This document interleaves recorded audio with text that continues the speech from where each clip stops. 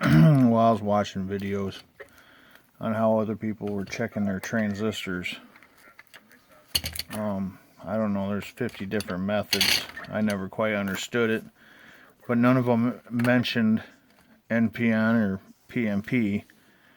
And I guess, you know, a lot of these transistors now in these days are bipolar anyway, or whatever. They can go either way. But here we got some Mitsubishi's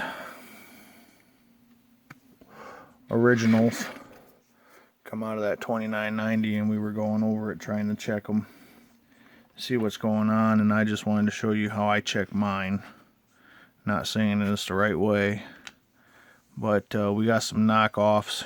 Here's a 1969 knockoff. Here's a 2166 knockoff. They came from Japan or Taiwan, whichever one. You really can't see, but here's the letterings, you know. See, 1969, it's got the funny Mitsubishi. But these are original. See how it's different?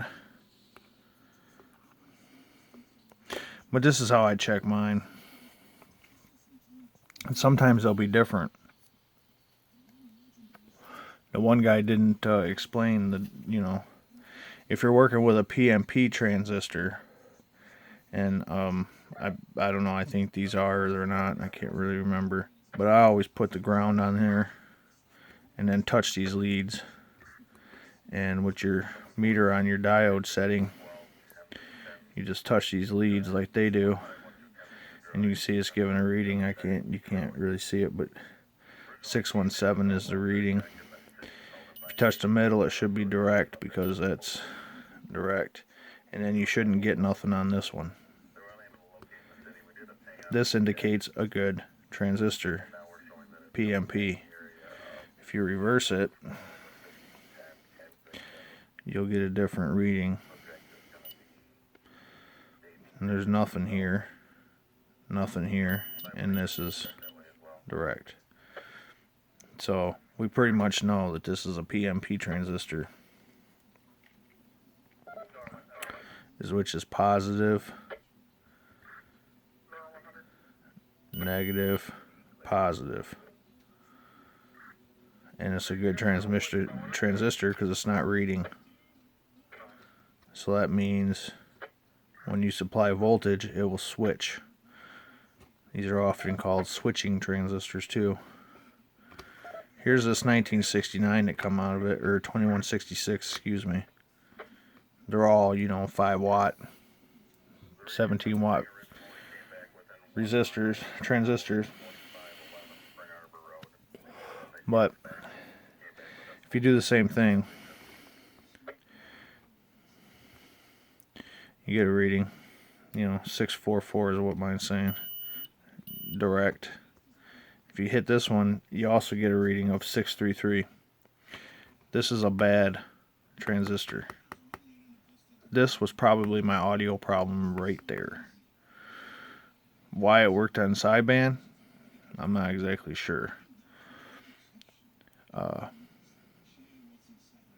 It's one driving one, so it hits the 2166, and then this is your sideband transistor, I imagine, and it swang good 15 watts, which indicates that that's a good transistor and not a bad one. And here's this one that I took out of my Cobra 2000, and then again you see register 6. The register is nothing. So this is a good transistor. Both these 2166s are good. Or 2312s, excuse me. But this 2166 is probably bad. I'm not sure because I stuck one of these in there, but I thought it was a PNP. But you get a reading.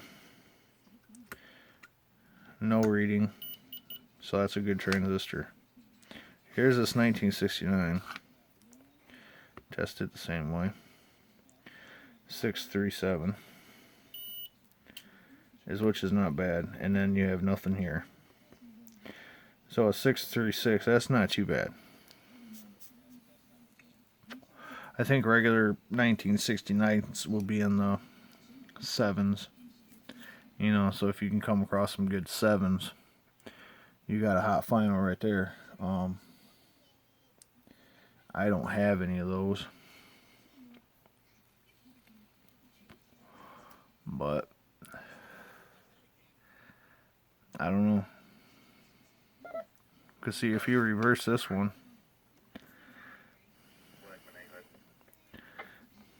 it reads different too, I think. See, if you treat it as an NPN,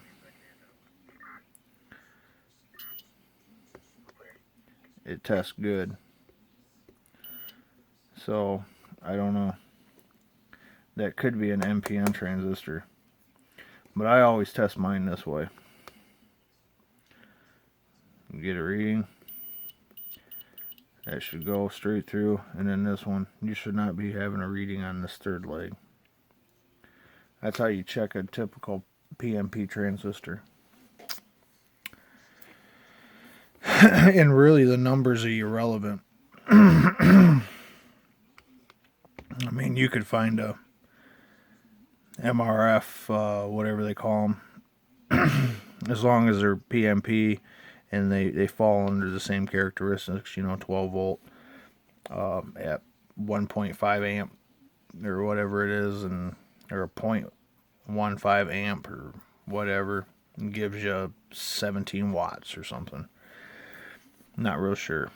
I think it's 1.5 times 12. So theoretically you'll get about 24 to 25 watts peak. So that's rules of conductivity or whatever they call it. Craftsman did a lot of studying. I was going to take that ham test and learn up on electricity, because everybody should be scared to death of electricity. Something you don't want to play with. You can get hurt really bad. And even people that have been doing it for a while take the risk of getting injured. Myself, I've been hit by some capacitors, and I tell you, that shit like to rip your freaking arm off. Good thing they weren't fully charged, but anyway, that's the Craftsman's version of testing transistors, old versus new.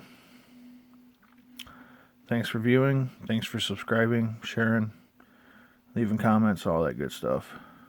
Yo friend on this end, yo Craftsman, and I'm going to get back with you.